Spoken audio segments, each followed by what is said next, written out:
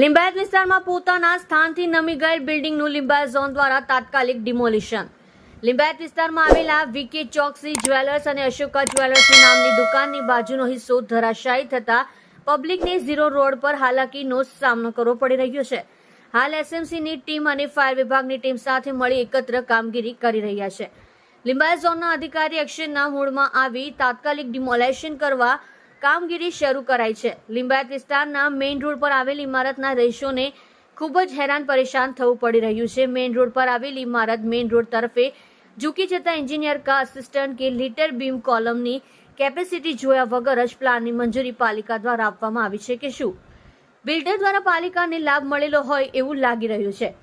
લિંબાયત વિસ્તારમાં main road ઉપર building cross થતા લોકોમાં આક્રોશ જોવા મળી રહ્યો છે. હાલ મેઇન રોડ રસ્તા પર વાહન ચાલકો માટે અવરજવરના રસ્તા બંધ કરવામાં આવ્યા છે.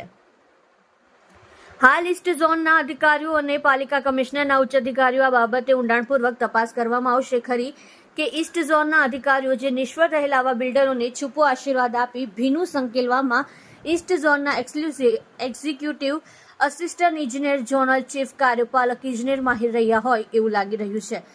કાં આવા બિલ્ડરોને છાવરવામાં છૂટો આશીર્વાદ દ્વારા મળ્યો હોય બિલ્ડરને એવું લાગી રહ્યું છે. શું આ બાબતે અધિકારીઓ તટસ્થ અને નિષ્ફળતાપૂર્વક પગલાં લેશે એ જોવું રહ્યું.